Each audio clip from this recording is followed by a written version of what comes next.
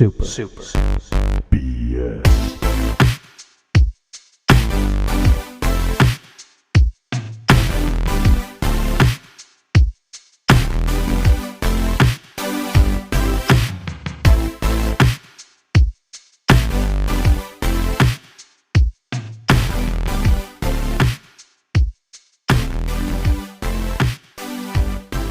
You know my voice. I'm the lovable, precious baby boy Jank. I'm always joined by the evil, malicious, maleficent. You can reveal yourself to everyone now. I mean, if they're watching Twitch, they know your name. I'm the maleficent Brank because you just called yourself Jank. So No! yeah, No! Oh, I'm the man. baby boy Brank, yeah, not the big boy Jank. I'm mixing names up here.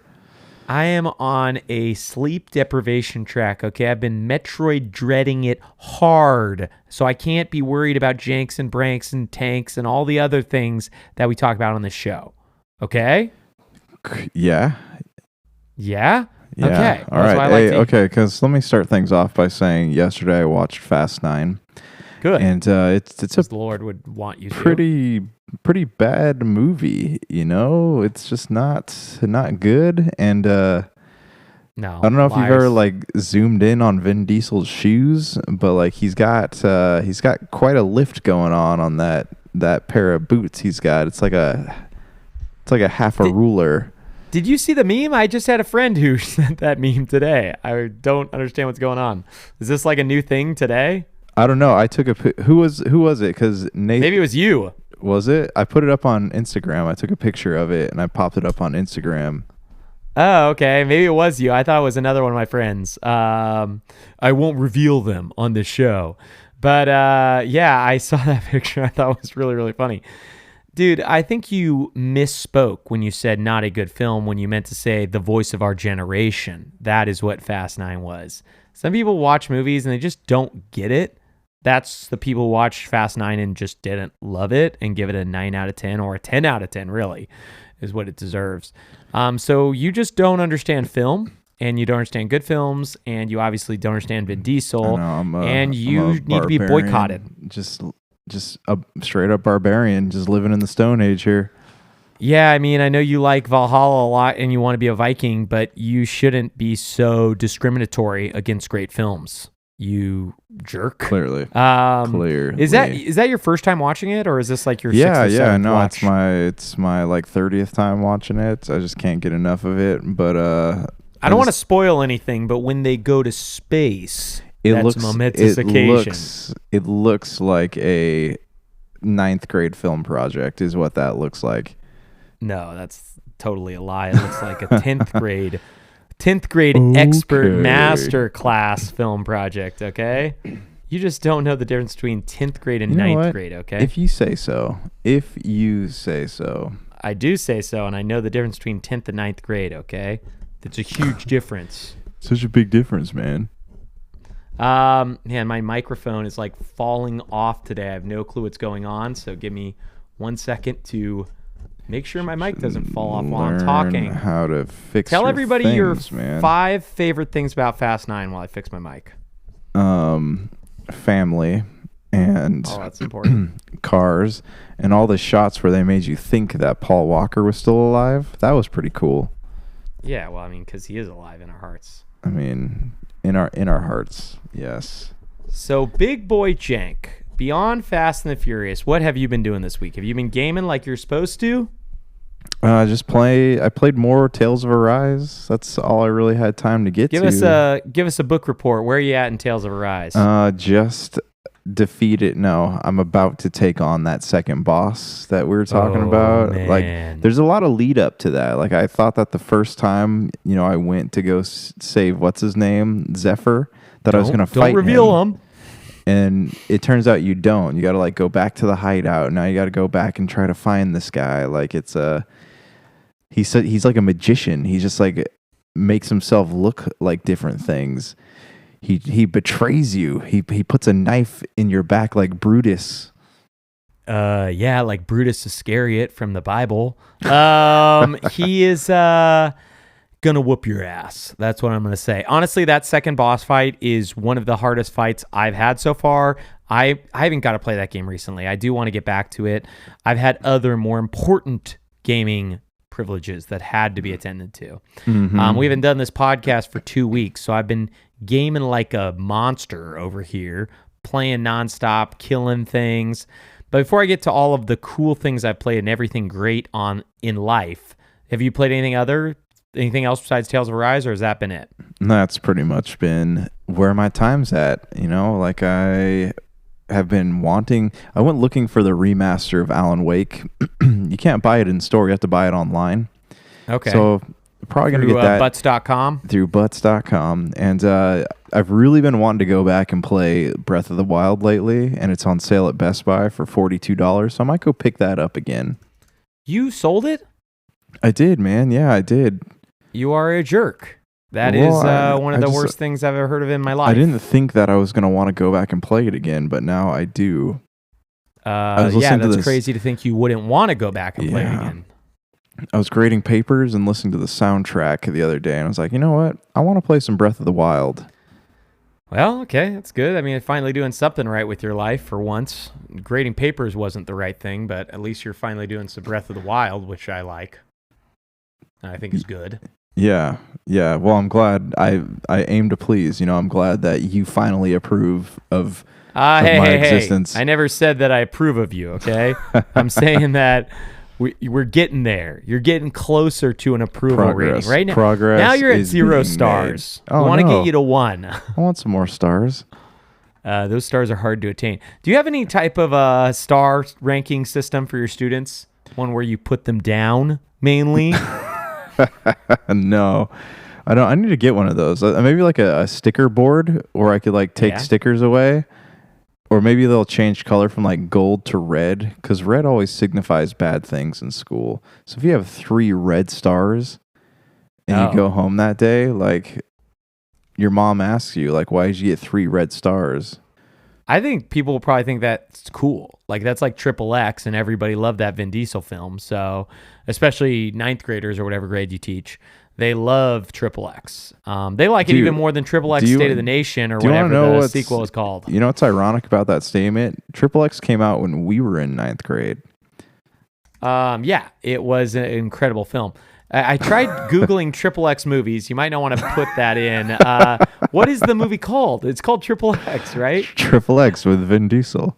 Oh my goodness. Okay. Yeah. Don't Google Triple X. Did you really? I just clicked. Yeah. I thought it would lead me to the movie. Okay. So this was it. Yeah. I never actually, did you end up watching Triple X State of the Union? That was right with the name. I think I did. Someone gave it to me because they said it was really bad, and I watched it. That's where the Ice Cube is in that movie, right? Yeah, of course. It's with Ice Cube. It's one of the greatest films ever. I remember there was an extended cut of Triple X that came out, and this was before like Vin Diesel did. There's a third one that had like Ruby Rose in it and all that. Triple X Return of Xander Cage. Yeah, I've heard of it. So I remember though they released an extended cut of the original Triple X, and this was like maybe like 10 years ago, and they showed this thing where it shows this guy that doesn't really look like Vin Diesel, but he's bald, and they're trying to explain like why Ice Cube took over as the role of Xander Cage.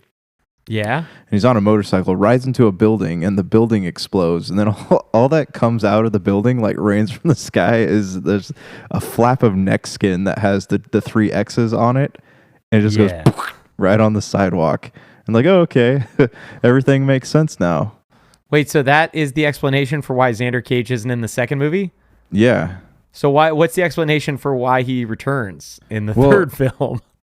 I don't know. I think they just kind of like retconned it. So they didn't care that he supposedly got blown up in a building and then only his neck flap came back? They didn't even try to explain like he had to do surgery because he got blown up in a building? Yeah, and they needed to put that piece of neck skin back on.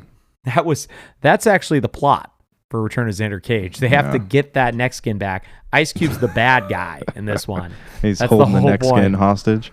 He's collected it, and now he's got to go and fight his way back. Dude, that's what I'm all about, man. Before I get to the biggie game I've been playing, let me talk to you guys about a little game I like to call Battlefield 2042. Ever heard of it? Have you heard of it? Yeah, I have. I've been hearing some not so great things about that, like the class systems that are going on in that game. Talk to me about this. I don't. Okay, so I got in the open beta. It's just one map. It's still a bit janky. I didn't have any problems with any of the class system stuff. I don't know why anybody else did.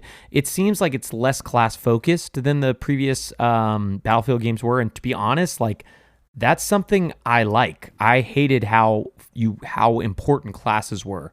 Like if you were the sniper class or whatever, what was it? The recon class. Some games you couldn't even like pin enemies, or you couldn't ping them so people would know where they are unless you were the recon guy. Yeah. You couldn't get a shotgun unless you were the medic in some of the games. Like this one, the classes seem a lot more flexible. I think the only difference is either them or the specialists, which are the characters that are connected to the class, they get like a special item. For example, like I can't remember which specialist it was, but one of them got a grappling gun. And you could use that gun and shoot it. Okay, we're looking at an X-Men t-shirt, which is the most important part. For those of us watching Twitch, you already saw. Sorry, how cool that X-Men shirt was. I had to switch the episode number. According to Twitch, we're still on episode 57. I just didn't change the title to episode crazy. 58. People so will now, probably shut it off now because they saw we're corrected. I saved the whole production. Can you just be like grateful for once? I am so grateful. It's the greatest thing we've ever done. Anyways, Battlefield 2042, the open beta just ended. It was a ton of fun. It's what those games are. It's insanity. I want to say it's 64 on 64 now, so it's 128 people versus the old 32 versus 32. It's chaos. You could play as fighter jets and helicopters and tanks and buggies and all types of stuff. I would say out of those games, it is the best one I've played, which it's the newest. So it makes sense. There is a lot of people who don't seem to like it. I don't know what they expected. It's never going to be Call of Duty. That's not what those games are. It's its own game. It's not really Halo. It's not like any of the other shooters. It's a really strange, hey, you're with a crew of dudes and you're running around and then you're going to like go get blown up somewhere and then you're all going to have to respawn, or one of you will survive and everybody will respawn on you. But yeah, I actually enjoyed my time. I played about 4 matches, or I should say, I started 4 matches. The matches were so long, I normally quit after about 20 minutes each time. I just wanted to try it out. But it seems like matches are maybe an hour or longer. Like, I don't know if they end. So yeah. So that's another thing I was hearing, that it's hard to tell like when the match is actually over or if it ends. Yeah. So, I mean, as long as you're getting XP, does it really matter? I guess like that's the other thing. But I mean, like this game is a sandbox. So how do you know if you're doing well? Like, you usually have that satisfaction when the game comes to an end. You get to see your score up on the screen. Do they not do that?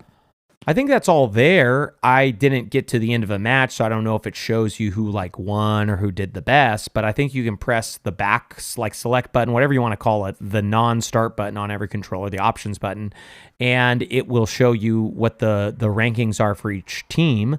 But that being said, I mean, that's not what Battlefield's about. Battlefield's not really have the best KD. Like, if that's how your playstyle is, then you're probably going to be a sniper on the other side of the map, like not doing anything. If that's what your job is. But if we're talking about, this is SOCOM 5 we're talking about, right? This is SOCOM 5. That's what it is. I just want to make sure. No, I mean, it's just, this isn't like SOCOM. This isn't like Call of Duty. This is a game where you're running in there, shooting a bunch of guys, dying from some stupid thing that doesn't even make sense because there's an explosive or somebody, parachuted onto the building with a rocket launcher, and then you start again. You know what I mean? And that's kind of what the game is. So I dug it. I thought it was a lot of fun. Am I going to spend $70 and buy it? I don't think so. But, I enjoyed the play. Clarify for me for a minute. This is the one that has no single player on it, correct? Yes, correct. It has 3 different multiplayer modes. I only played the main mode, whatever it was called. Okay. Battle mode. Really, all I spent my time playing since we've chatted last time, and I'll talk about these other 2 things real fast. I turned on Deltarune. I think I chatted about that a little bit. It's very interesting to me. It's on Switch, the Chapter 2. It's on Switch and PC. Chapter 2 is free. I still like that. That's from the guy who does Undertale. It's still very cutesy and fun. I am worried that as much as I enjoy it, my time of like being in love with that series is coming to an end. Like, I just don't feel the same connection I felt with it when it first came out, years and years ago. And then Yeah. Deltarune, the first chapter of Deltarune, I want to say came out in, I think 2017. So, I mean, we're talking, no, it's 2018. So we're talking about 3 years since the last time I played it, and it's a direct continuation. So it's a little bit harder getting back into. And then the other thing I played just a tiny bit of as well is I picked up Sackboy's Adventure. That's what it's called, right? Yeah. Is that the one on PS5? Yeah. How you like that? Yeah. It's really fun. I've only played about 3 of the maps or 3 of the levels. They're fun. They're like a Super Mario 3D World map, but they're not, or level, but they're not as, it's not as tight. The game is very floaty, like all the Little Big Planet games are. But I'm having fun. If I get a chance, I'm going to go back to it. Like, I really liked what I played. Yeah, you know what I like about that game is that, because you have to find the little, what are the little like ball things that are hidden that let you go? I don't know what they do, like dream orbs or something. And they let you go to like the next levels, but they're not crazy hard to find. Like you can, as long as you look at like what's displaced on the level, you can usually find them. And that's like on most games where you have to find objects like that, they're either you pass them too fast and you can't go back to them, or they're so well hidden that you kind of just like give up trying to get them. But on this one, it's like it's not too difficult, but it's not too easy. It feels, I don't know, it feels like it's balanced. Did you get a chance to play Super Mario 3D World plus Bowser's Fury earlier on this year? No, not yet. I remember you talking about it.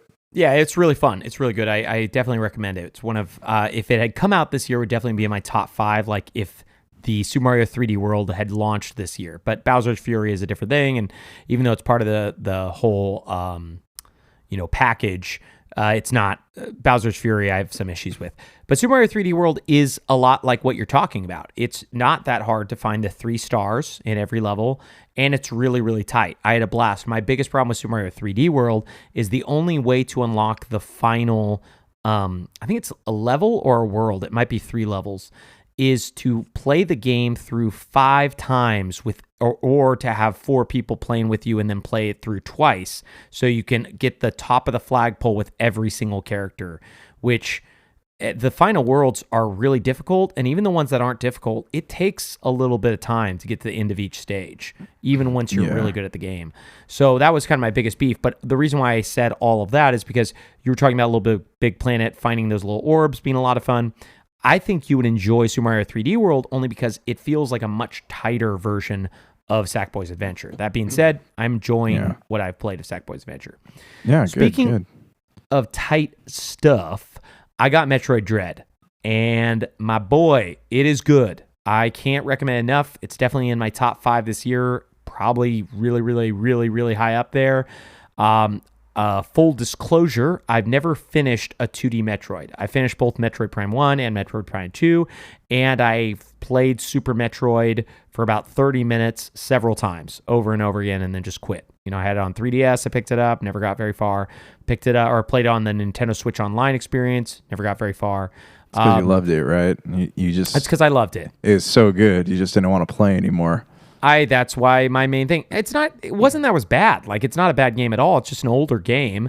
Old games be old, right? As they always sound like kind of funny. No, it's just, it's not modern. Metroid Dread is modern. There are several things that feel like they're from a bygone era, but most of the sensibilities are just so good. It's just such a fun version of a Metroidvania.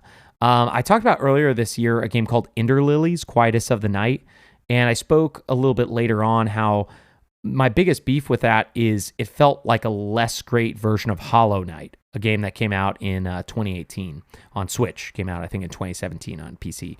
Well, Metroid Dread feels like at least equal, if not better version in some aspects of Hollow Knight. It is obviously the creator of the Metroidvania comes from Super Metroid. The idea of going back through areas with new abilities to keep conquering things and get more abilities and fight new bosses and unlock things.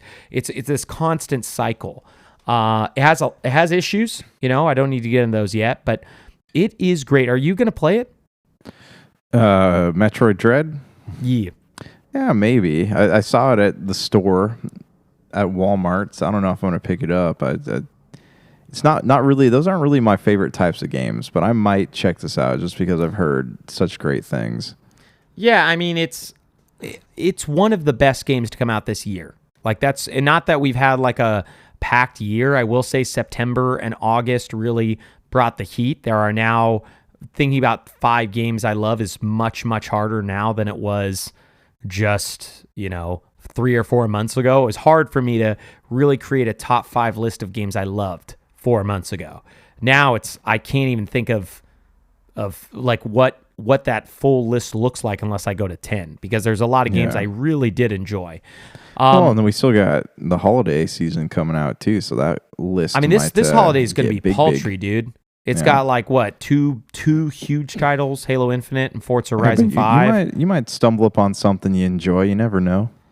I guess. I mean, is there anything you're looking forward to? I mean, not to try to derail, but is there anything you're looking forward to this holiday besides Halo Infinite and Forza Horizon 5? Kenna Bridge of Spirits, when that comes out physically. I like how you're talking about a game that I've already played. And you're like, that's the game I'm looking forward to. It's not out yet, doesn't exist. So I know you played it. Most people have reviewed it, but it doesn't exist. So okay, beyond I don't know. that, what else? I'll keep. I don't know. I'll have to keep my eyes open. I don't know what else is coming out. I got to look at the old list. Well, just so you know, this is the Switch game that came out this year. Like, WarioWare was fun. I talked about it. It's like 2-3 hours. This game took me 9 hours to finish. It has issues. It's got really bad loading times. They overload the controller, meaning that you're like having to use every button in weird combinations multiple times, which makes it quite difficult. And it's very easy to get lost early on because you have to like shoot at what doesn't seem to be like breakable blocks in the environment, and you have to do that to move ahead several times. But with those complaints out of the way, it's the rewarding loop of finding a new ability that lets you unlock a new section of the map that you couldn't previously unlock. By about hour 3 or 4, you're getting something like that every 20 to 30 minutes. So it just feels like you're on this slide of like, oh, I got a new one. And I 100%ed the game because I enjoyed it that much. Once you get those upgrades, the game becomes easier. Is that what you're saying? No, not at all. That's one thing I'm glad you mentioned. The game is incredibly difficult. The last boss fight is easily a Dark Souls level of boss fights. But one thing I've heard from other people talking about that I think is so neat is the creators made the game with the intention of you not needing to get hit ever. So there are already runs out there where people have done the entire game with not one piece of damage ever taken. They dodge everything. So it exists. You could fight every boss and not get hit once you learn their patterns, but they feel impossible when you're first starting. So it's a really, really well-made game in that aspect. That being said, it's probably best with a Switch Pro controller. I don't own a Switch OLED. I've been so tempted to get one because of this, but at that same point, it just, the $150 plus upgrade cost it would cost me to get rid of both my Switch, or if I got rid of my Switch and purchased it, it would still cost me at least $150. Just too much for a slightly better screen.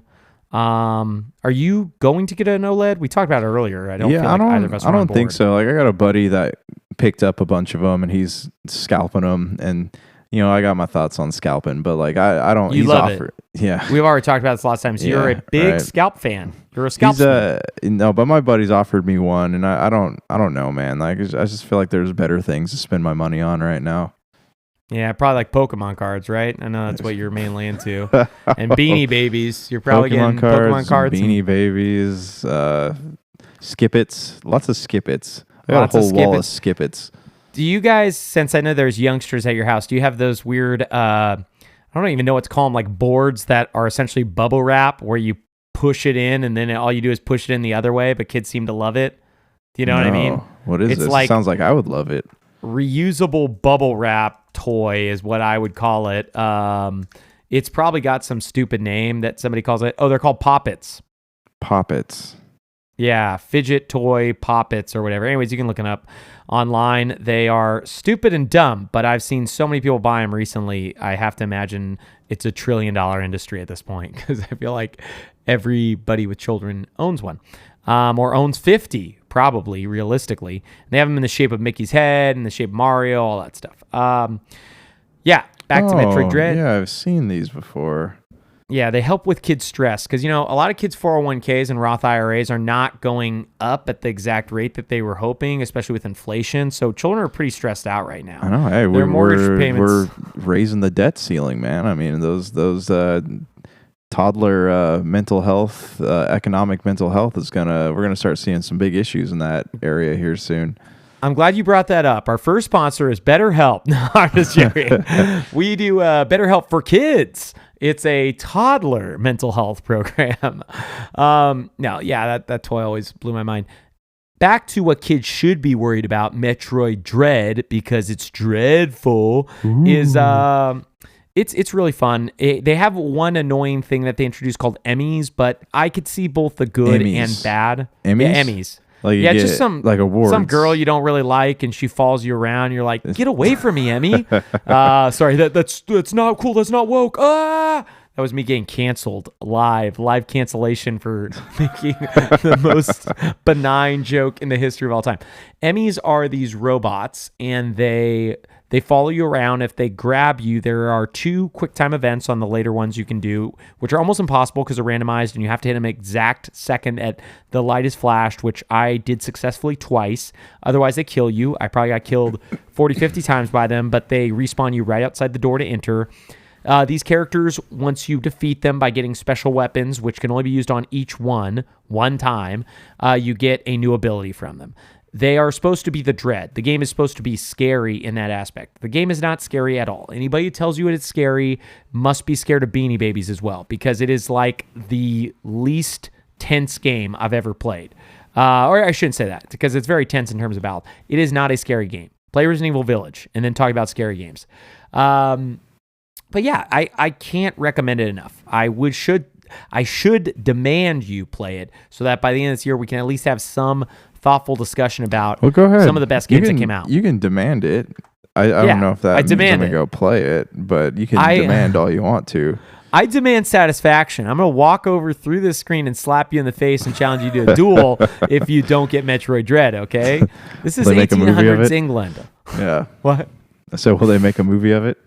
Yeah, no, you will be Matt Damon, okay? I'm going to be Ben Affleck, the cool guy in that movie. He plays Lord Cools a lot. I do really want to see that movie. I don't know if it came out. You know what comes out, right? Last Duel came out last week, but you know what comes out this week is Dune. I didn't realize how soon that movie was coming out. Dune? Yeah, that comes out on Friday. It comes out on Friday, yeah. I'm actually going to see it in theaters, even though I pay for HBO Max. I will be watching that one in theaters. That's like, I don't even think I'm going to go to theaters to watch The Matrix, but I will be going for Dune. Yeah. Well, it seems like something you have to experience on the big screen. Are you guys going to go check it out? I mean, I know the little girls would love Dune. It's mainly child appropriate.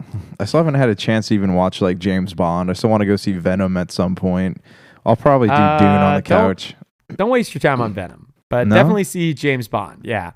Right. The Let There Be Carnage, I honestly, I can't really tell you anything about it. I watched it. I had a couple beers. I mean, the beers were good. But the movie itself. That's important. Yeah, that was the main good thing, were the beers. The movie itself was. So, I mean, it's too bad. It could have been better. So, with all of that said, play Metroid Dread. Do you need a breaky poo, or you want to just do some quick newsy? Because I know it's a lady on your end. Just go for it, man. Just bust right in there, bust through the wall like the Kool-Aid man. This is going to be a crazy quick episode. Next time, we promise you we'll give you more what you love. Yeah. That's ASMR. I know you guys come to us for all your ASMR needs, like us making kissy noises into the mic. Okay, let's get to things that aren't kissy noises. They're like farty noises. Elden Ring just got delayed. Oh, yeah, I know. Yeah. 1 month. It's not too bad. February 25th. It's now coming out, 2022. I have a feeling if this next year is anything like this year, the delays are going to be very frequent and going to be pretty bad. DC, before we get too into Elden Ring, DC Fandom just happened this weekend. And one thing a lot of people have brought up is they showed more Gotham Knights. They still haven't given a release date for that. If you remember, that was supposed to come out this year, got delayed to next year. And then they showed Justice League, a story trailer, but they didn't, or Kill the Justice League, Suicide Squad, the whatever Suicide it is. Squad game. That's the Rocksteady's new game, right? Yeah, and that was supposed to be a next year game, but they didn't mention anything or show any gameplay. So Elden Ring, I am hoping comes out February. I am still not putting it past any game to be pushed because we talked about this several times in the past. The beginning 3 months of 2022 are insane game-wise. Knowing this, insane. though, do you think that more things will be pushed to kind of space those release dates out? I mean, isn't there a fear like when you release a movie within like a week of another movie? I don't think people are trying to worry about that. They're trying to worry right now about getting their games out. And Elden Ring is one of those games that doesn't need to worry about any other games. Like, it can release whenever it wants, and it will be a huge title. It's from Software, makers of Dark Souls, Demon Souls, and Sekiro, as well as the Armored Core series. Big fan. I was a big fan of that. Is that coming back? 1 era. Is there another Armored Core game? Oh, man. No, but I went to get into the Elden Ring closed technical alpha, which I signed up for today. They asked if I played it, and I used to play Armored Core, but I didn't play the one that they'd asked, like Armored Core 5. Like, I don't Armored think that Core, was the one I think played. Armored Core 4 was the last one I played on 360. I always like Chrome Hounds, too. That was fun. So I played several of the Armored Core games that were on PS1. So I don't even know if they like what numbers they were. Anyways, just to give you a quick rundown before we get too into the delay stuff going on. Right now, January has Pokemon Legends Arceus or whatever, January 28th, which was supposed to be shared. That week was supposed to be shared with Elden Ring.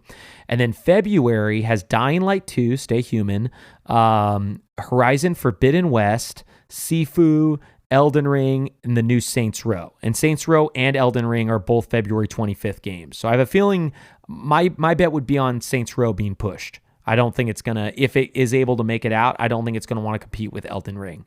March is, what's this? Gran Turismo 7, Triangle Strategy, Strangers of Paradise, Final Fantasy Origin, Tiny Tina's Wonderlands. And if I'm correct, they also gave Q1 as the tentative, or it was Q1 or Q2 as the tentative. I thought it was March even for Forspoken. I think Forspoken might also be a March release date. And then just one last thing, Stalker 2 is coming out in April.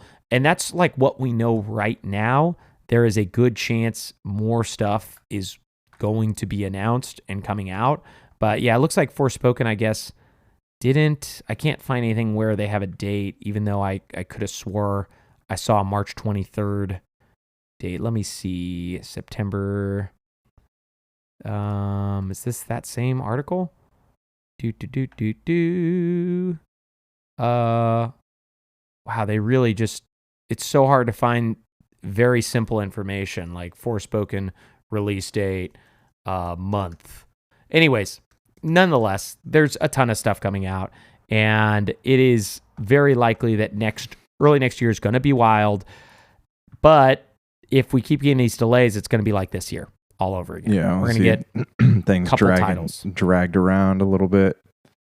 And which makes me wonder, like, I mean, this is obviously very negative and pessimistic of me, but it really puts into question, like, if more stuff gets delayed, do we see God of War? Do we see Breath of the Wild 2? Do we see the big titles? Yeah. Well, isn't Horizon's coming out too? So I'm curious if that's going to end up getting pushed too. So yeah, that was February, but that's what I'm saying. If that gets pushed, I don't know if God of War comes out. Like, I mean, Sony has done the back-to-back stuff with Ghost of Tsushima and Last of Us Part 2, but generally speaking, most of these companies want to have like a month, 2-month gap between their titles, so they don't eat the other one's sales. Are you gonna play Elden Ring when it comes out? Yeah, I'd like to. I don't know how far. I've never been good at the those types of games, but I am intrigued by it, so I really do want to play it, but I'm just afraid it's going to be like Ninja Gaiden for me, how like I bought that game, stoked about it, got about 2 hours in and then couldn't finish it. Yeah, I mean, I think that's a real concern, and I would not be surprised if that happens for most people, myself included. Like, I think it's going to be a lot of fun, and I'm really excited to play it. But I mean, we'll see, especially if it comes out in February and every game holds its February release date. Like, I already pre-ordered Horizon Forbidden West. So it's not like I don't have stuff I'm excited to play next year. And I mainly pre-ordered that because you could get it for PS4 for $10 off and you get free PS5 upgrade. So that's why I was like, I'm going to do this before they close that loop. But you know what's really good though? That is, it came out today. Please, and when we recorded this came out, and this is actually, it makes up for Elden Ring getting delayed. It actually makes up for Halo, them not showing the single player yet. It makes up for everything, honestly. Like, the world's a better place now. Please. Sora has come to Super Smash Bros. Ultimate. So, this is the character we've all been waiting for. I mean, this is why most people bought the game. Yeah, most people bought the game in 2018, hoping that Sora would be a DLC character, the final DLC character for the game. Yeah. Don't be so heartless, man. Dude, simple. I'm simple and clean, man. There's no way I could be heartless. This is, I don't know what to think about this. There's so many stupid sword people in that game, and I picked up the season pass, or the first season pass characters. I have not picked up the second with like Sephiroth and Sora, and I don't know who else, because most of the characters weren't that interesting sounding to me. But yeah, I don't know, man. Do you own Smash Bros. Ultimate? Yeah, I do. I don't play it that much. The girls play it, but I part of the esports thing I do at the school, like the kids play Smash Brothers, and I'll tell you, Sephiroth owns, man. Like, whoever ends up being Sephiroth has such a big advantage because his swords are so long. And so when you're trying to like both of them, when you're trying to like do your recoveries and get back on the map, you're just going kush, kush, kush. That was the sound effect for me slicing the sword down, in case you guys are wondering about that.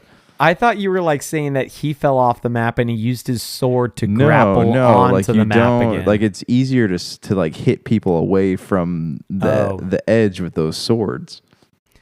Yeah, I would like to play as him. I just don't. I play the game so rarely that I feel foolish spending $30 on a season pass of fighters for a game I haven't turned on for I don't even know how many months at this point. It's because you're still playing Tekken Tag Tournament on PS2. That is mainly it. I actually brought PSP, whatever Tekken game released on there. I'm only a PSP man myself now. I gave up on my Switch. I only want PSP.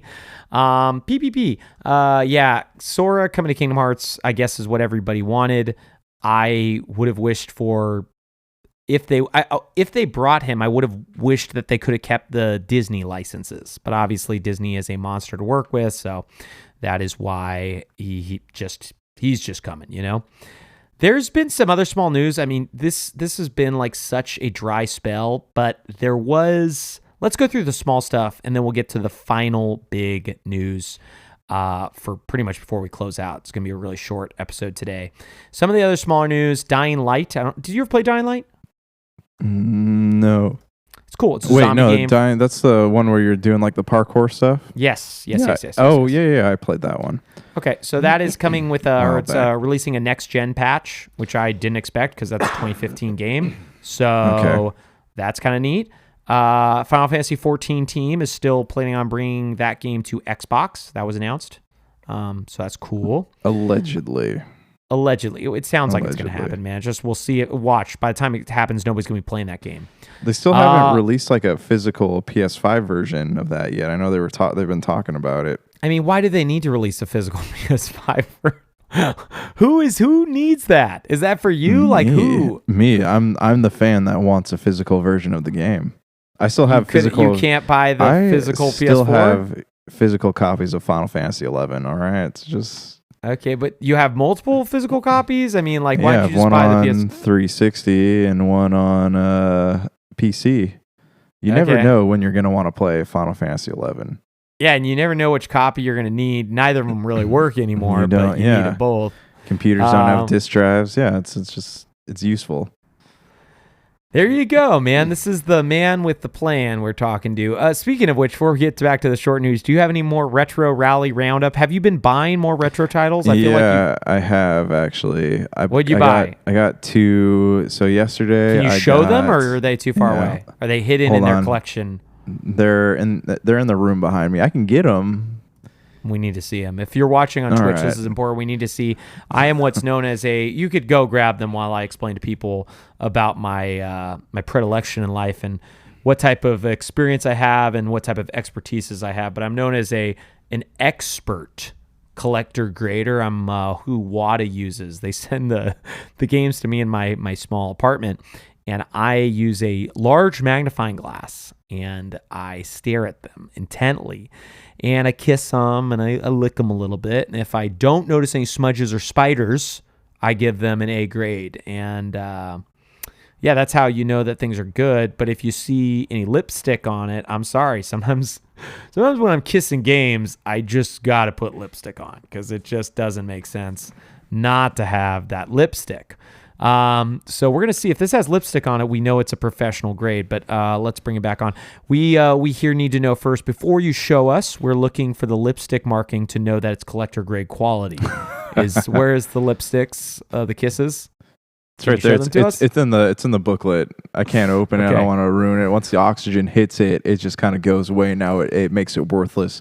Fair. So if you look here, I got a copy for those of us watching.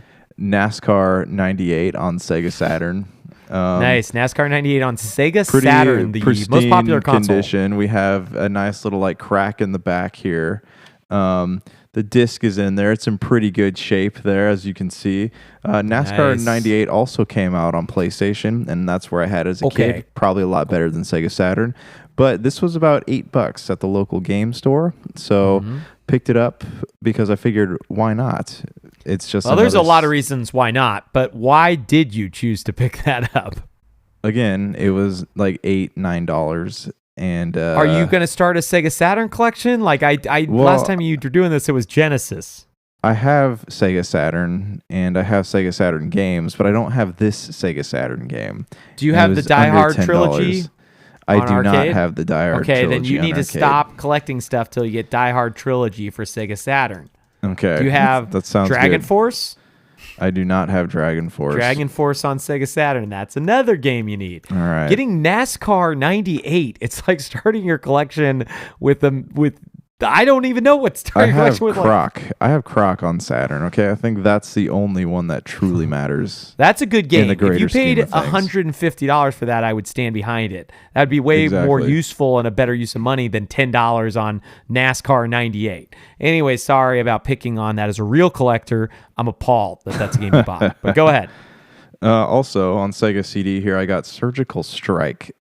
So this is I remember this game. Yeah, it's kind of like a high-tech urban war game.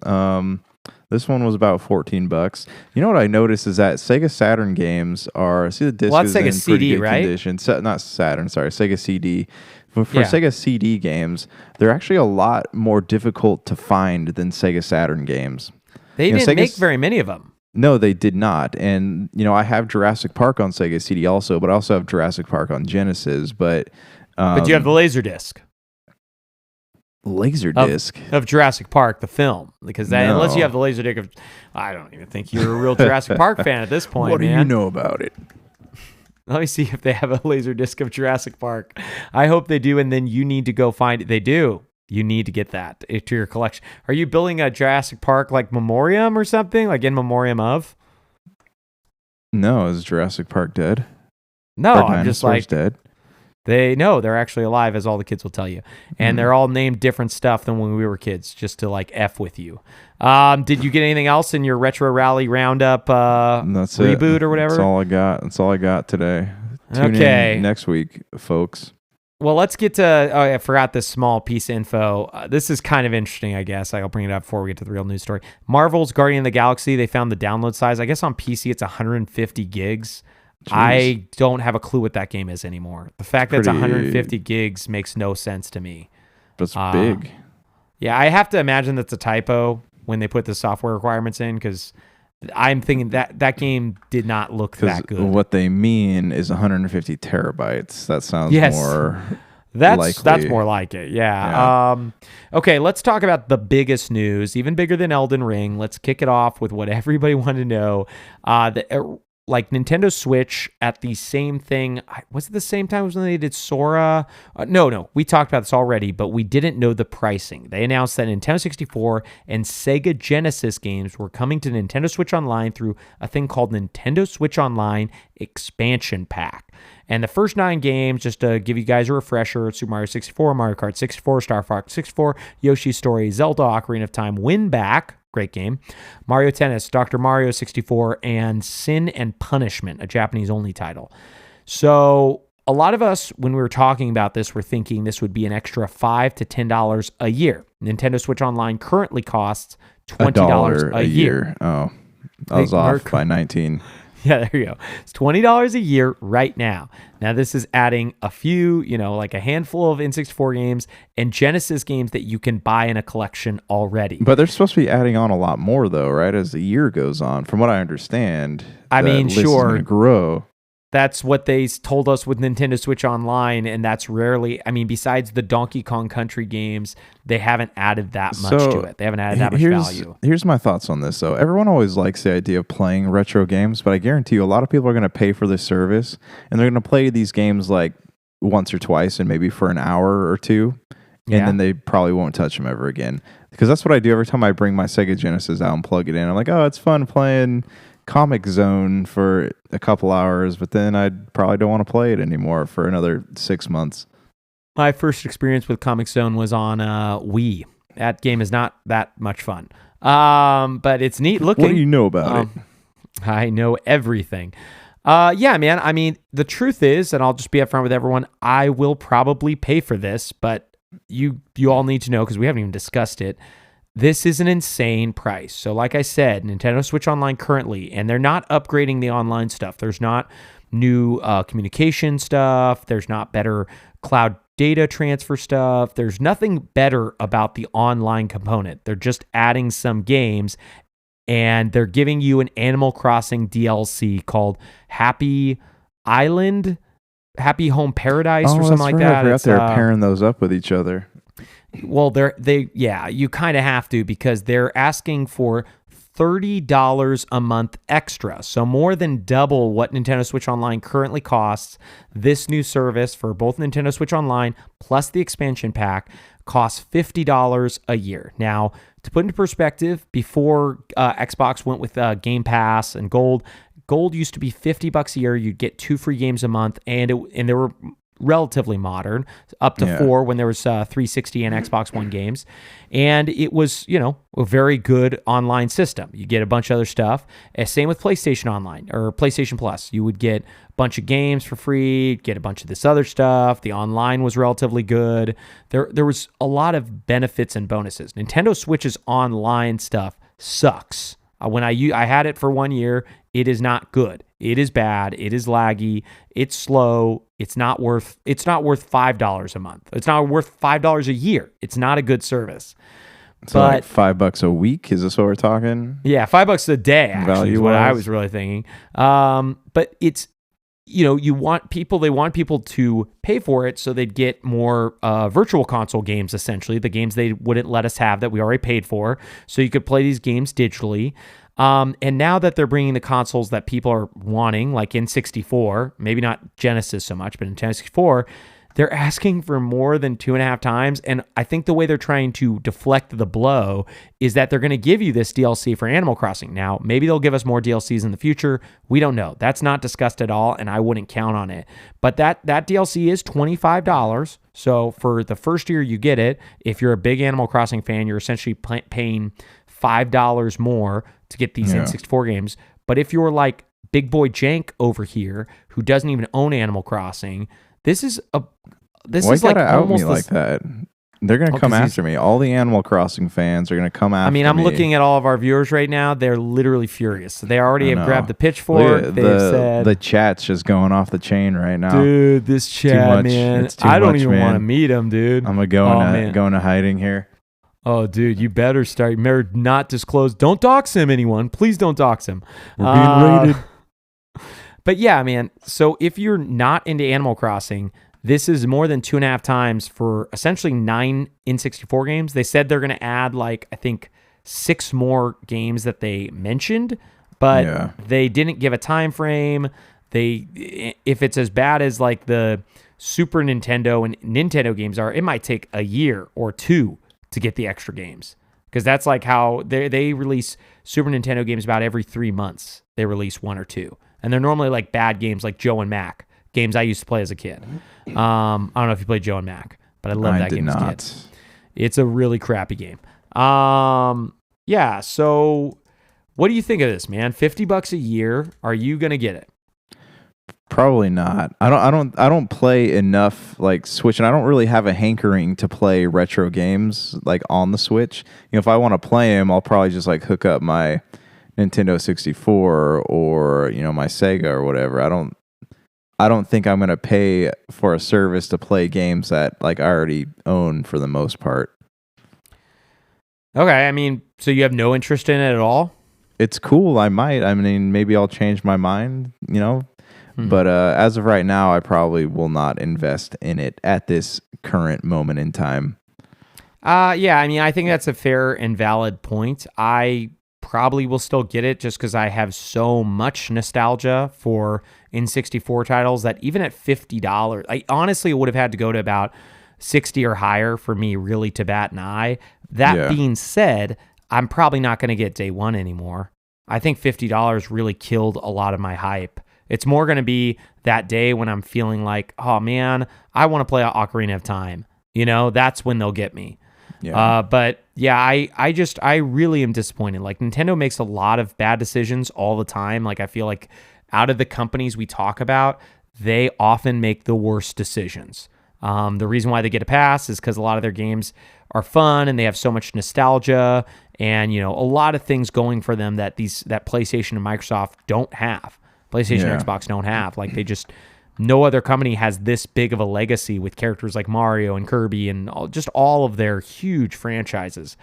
But that being said, like, this is kind of a slap in the face. Like, not only did we not get Virtual Console thing where I poured probably $600 to $800 worth of money into to buy these games digitally, but I'm now left with like $50 a year to be able to get like a few of the games that I already purchased several times over. A lot of these games I own physically as well. So if I ever picked up an N64, I could play them as well. That's their strategy, though. I mean, and you'll probably pay for the service, and then, you know, they will inevitably take that away, and then you'll have to pay for another service. Yeah, I don't know. I really don't. I don't know what to think about everything going on with Nintendo, or what to think about like any of the strategies in gaming right now. I get that a lot of stuff is going on in the world and people's priorities aren't exactly based on gaming for the time being, but it really feels like a weird year. Like, even though I'm like super stoked to play a bunch of stuff right now, there's like a bunch of fun games out there, I am finding it harder and harder to be uber excited. Like, I think Nintendo Switch Online expansion pack comes out October 25th, so really soon. We're recording this on the 18th, so very soon. But I'm not excited for that. I'm not excited for Guardians of the Galaxy, and maybe that's a me problem. Yeah, I'm not. No, I mean, I'm not excited for that game either. But it's like, so the next game I have any excitement for at all is probably Forza Horizon 5. Yeah. And not that that's that far away. That's like 3 weeks away. Yeah, it's coming up. That's not my my normal thing. So we'll see, man. I've got a lot to look for with Steam Deck and stuff next year. And, you know, if Halo Infinite comes out this year, which one of the many, many reasons why I don't talk about it very often is because I still don't think that single player is coming out this year. They've been so quiet on it. It just doesn't feel like it's going to make it. If we still don't hear about it in like 2 weeks, I have a very strong suspicion it won't be out till maybe second quarter of 2022. Dude, don't jinx it, man. I'm hoping it comes out. I'm not jinxing it. I mean, they haven't shown us any single-player gameplay. Jinxing it. No, really, though. Really. Real quick, I know you've got a lot of stuff, impending fatherhood, a lot of things on your mind, but do you think it's going to come out? I think it will. I'm thinking. You think it's going to come out in December? I think it'll come out in December. The single player. I'm not talking about the multiplayer. Yeah, no, I think the single player will come out in December. What makes you think that? They've shown nothing. I don't know. I feel like they have to. Like Halo. But why? because like the goodwill of the people is like on the knife's edge with Halo. So what do you think would be worse though, releasing a bad single player or releasing a late single player? I don't know. It's I don't know. That's a good question. I would want a good single player to come out, but I also am a lot more forgiving than most people. That's my thoughts for you is you got to remember they feel like the same way you do, where it's at a knife's edge, so they don't want to mess this up. So if they think it's bad, they're probably going to push it. And we have yet to see it, which makes me think that there's something up with it. We'll see what happens. Well, we'll find out, dudes. Hate to be the bearer of bad news when some of you are waiting for Halo and all these other games, but I got to lay the truth bombs. You hired me, okay? I'm getting the big dollars, the dollary dues, to talk the truth to you, my man. So get out there, buy yourself a Metroid Dread, and then buy yourself a Switch OLED, and then buy yourself a new life, okay? One where you have time to play all these games, okay? You got the money. You don't need the job. Quit the job, play the games, do the things. Amen? Amen. Hallelujah. Amen. Hallelujah. Was that it? Was that our exit? Oh, yeah.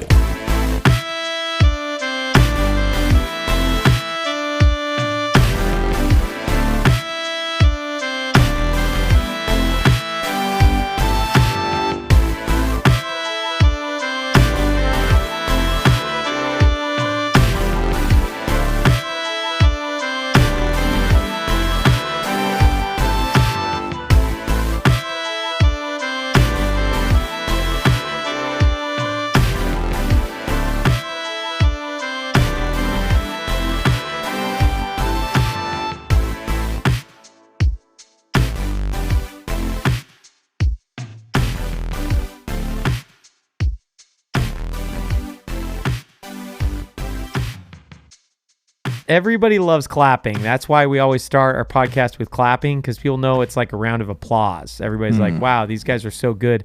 They start with a round of applause. They don't even need to end with one.